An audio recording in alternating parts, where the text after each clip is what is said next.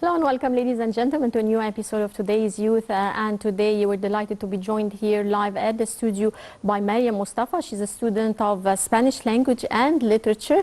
She will tell us more about her choice of Spanish language and Spanish literature. Thank you very much for joining us, Mariam. Thank you.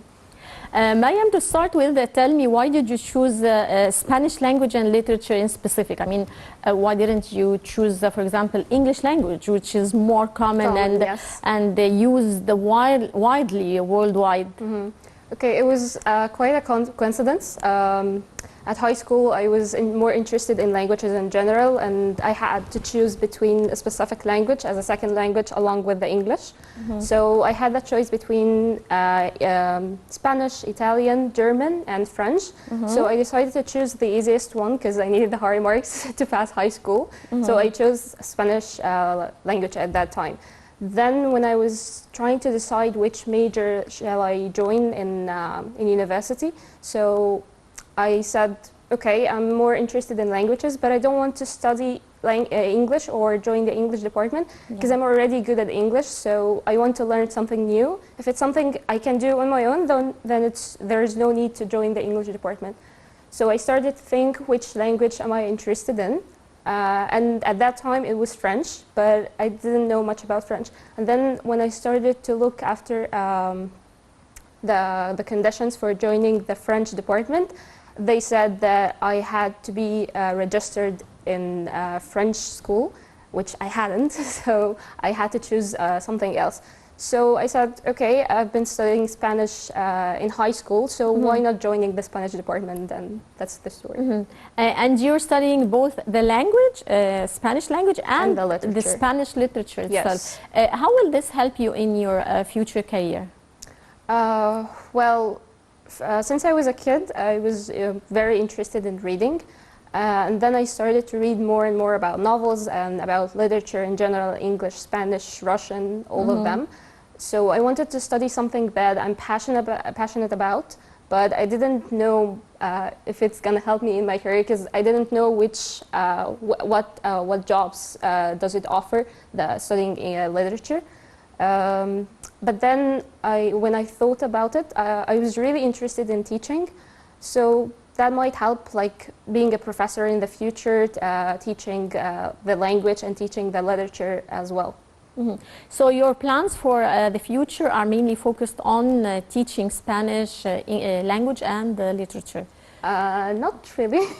It's more English. English? Yes. What I'm studying right now, it's the Spanish. But what I'm really passionate about is English, and that this is something I discovered along the way. Like in my second year in Faculty of Arts, I was thinking, which major shall I be specialized in? Mm-hmm. And then at that time, I just found out that I'm really interested in English literature. I started to studying actually on my own, knowing about the history, starting from the Anglo-Saxons till now, till the modern English that we're speaking now, right now. Mm-hmm.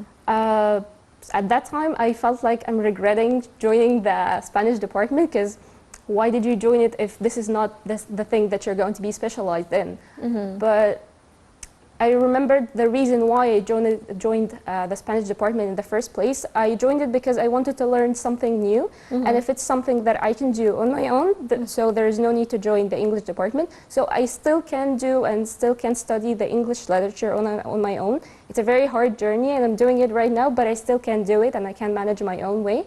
How are you managing to study English literature on your own? I mean, it's not an easy job to Not at all, no. I mean, are you following certain websites and or teachers, no, online teachers? I have a friend, actually. She was interested in reading as well, in literature. So she recommended me a book to start read. It was talking about the English literature and its history. As I told you, starting from the Anglo-Saxons, it's like 796 years ago. Mm-hmm. So it's very far. So I started to read about the history, how England has been shaped in the first place, the language, how it was, and how it has been transitioned to the English that we're talking right now. So it passed like 3 phases. the old one and the Middle English and the modern English.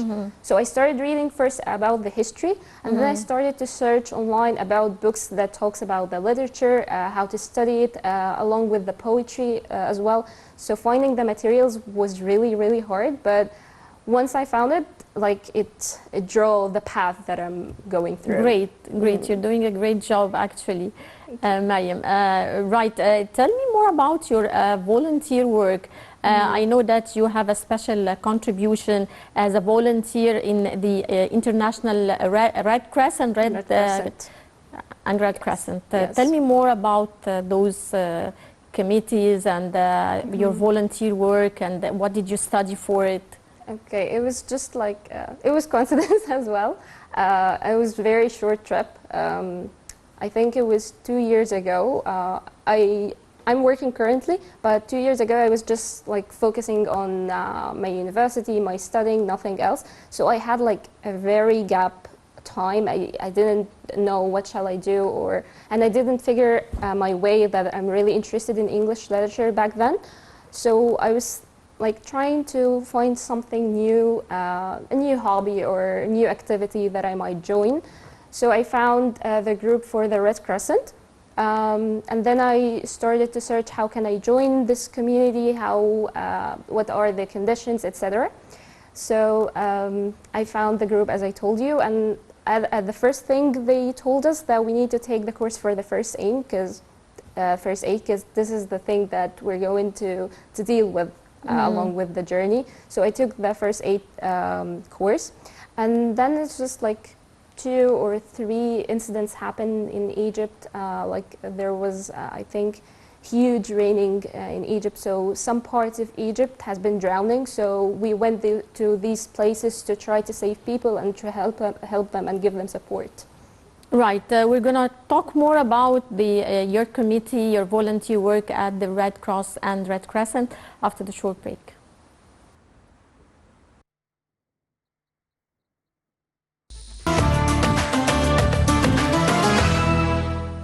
Welcome back, dear viewers, and once again with my guest here live at the studio, Mariam. We were talking about your volunteer work and your first aid course that you took with the Red Cross and Red Crescent. Tell me more about the course that you took in the first aid, which is, I mean, it's very important. It helps you even on the personal level.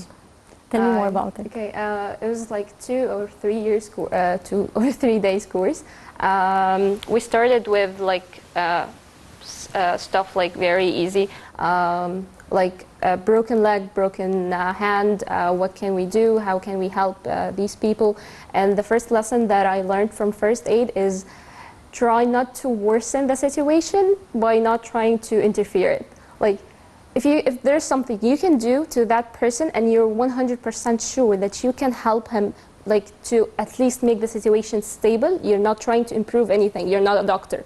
You're just trying to make it stable, not going any further, or it's not going worse and worse. So if you're not 100% sure you can help this person, then don't interfere. Just stay away till the ambulance come. So was the first lesson that we learned. And of course, like we try to offer people help. Like you agree that you need us to help you. You need our support. And if the person agrees, then we can offer support and help them until the ambulance come. We also learned the CPR, which is very important. I actually faced an accident before, and a man was out of breath and his pulse actually stopped. It was a car accident, so it was in the street, I was going to university, and he was out of breath and he needed CPR, so I started to do the CPR to him until the ambulance come, and actually his pulse came back. And so I sort of saved his life. So it really helped me very much along the way. Right. What other advices would you like to give our viewers here, I mean, on first aid? Well, it's very important actually to take the first aid course. It's going to help you if you faced an accident, if one of your family members faced an accident. So your help is very important, because most of the situation, the ambulance might take like longer time than expected. So you need to do something to stop the situation from going any further worse. So it's very important actually to take the first aid course. We've been actually going to schools, preparatory schools, to try to teach the students about the importance of the first aid course and try to give them some examples. If you face this situation, what can you do? What can you offer? What's your support here? So we give them like a brief about the first aid course and advise them to try to join any course that they might face. Mariam, tell me, in your opinion, what does first aid, what does volunteer work, community service, all these kind of stuff, what does it add to you on a personal level? Well, back then when I started doing that, it was just because I was boring. I was trying to find something I can do in my free time. But along the way, I learned actually a lot. I met new people. I gained from their experience. They told me about the accidents they faced, the places they went to try to help people, how did it add to them, and the most heartbreaking part when I was dealing with the people who have been suffering from a specific accident. It made me appreciate life more and try to take the most of it. That's it. Right. Are you planning to continue in volunteer work and community service? Currently, not really, because I don't have time. Like as I told you, I'm currently a student and I'm doing a side job as well. So I don't have the time actually for volunteering anymore. But of course, if I got the time in the future, I will try to volunteer again. Right. Tell me more about your side job. What are you doing mainly? I mean, what did it add to you? Do you have the time to manage between a side job and your university activities and academic studies? Okay, I managed actually to do both of them, but it became overwhelming a little bit in the past few days. Like you're in your finals, right? Final exams now? Yes, I'm a senior right now. At the beginning, I was just doing something like, because I had free time and I wanted to start joining the job community and working and try to be more independent. Because I don't really like to be dependent on people. So I started to work on my own and start to be financially stable a little bit. But then it became along the way a little bit overwhelming. But I still managed to do both of them actually. But as I told you, it became a little bit overwhelming. But it taught me a lot. Like I met people that I didn't imagine I might meet. I made new friends. So when I graduate, I'm not going to be that fresh graduate who's discovering the world or trying to figure out what shall I do. I have a plan right now. I know which path am I going through, what are my plans, what are the steps that I need to take. So it taught me a lot actually. This is something temporarily what I'm doing right now because I'm trying to prepare for the CELTA course that will certify me as an English teacher. So what I'm doing right now is something temporary. It has nothing to do with my future plan, but it still taught me a lot. So your future plan is mainly focused also on teaching, yes, right? Tell me more about your future plans on the short term and the long term. Okay. Well, I didn't know like a year ago which major shall I specialize in.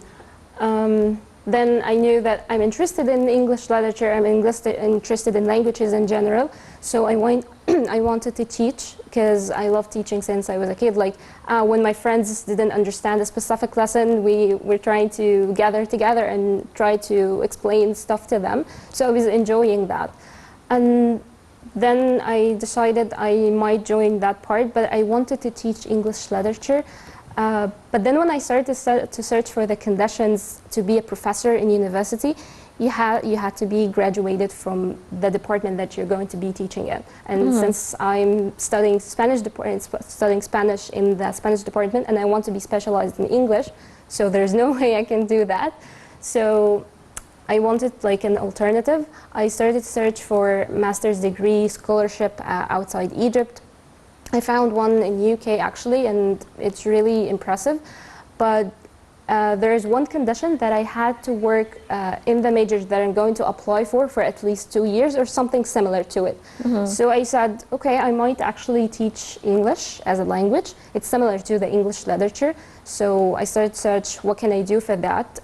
And then I found the CELTA course. that makes the people internationally certified from Cambridge to be an English teacher as a second language. So that's my future plan for now. Right. Mariam, we're going to go to this short break and we'll be right back to talk more about female empowerment. Okay.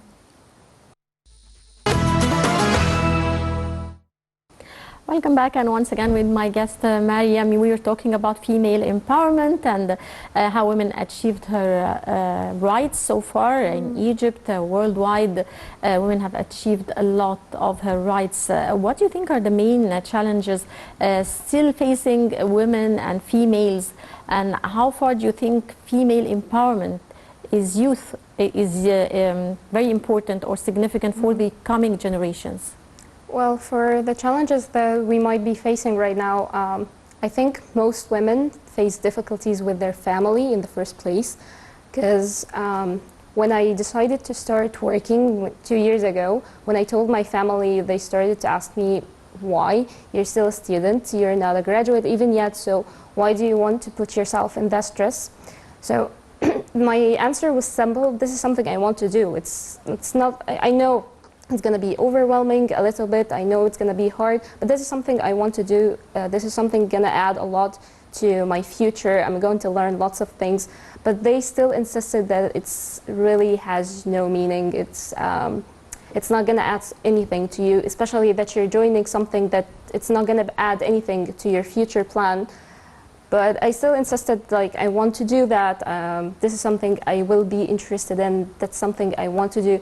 But it wasn't very an obstacle for me. But when I talk to my friends, when I talk to other women about their difficulties, lots of them actually, their families still control their life. Like, they tell them what to do, which major they shall join. You're supposed to do that, you're not supposed to do that. And I think we're more independent to do what we want to do, where we have the liberty to do that. Because we're not young, we're not kids anymore. We have the rights to do what we want, even if it doesn't make sense to other people. But this is my life, so that's what I want to do. So they do actually have to respect it. So this is the main difficulty that we're facing. But for this, for the community or for society, I don't think we're facing much difficulties. Right. Well, I would like to thank you very much, Mariam, for joining us, and all the best of luck. Thank you. And dear viewers, that brings us to the end of this edition of Today's Youth. Don't forget to join us next week, same time. Till then, it's goodbye.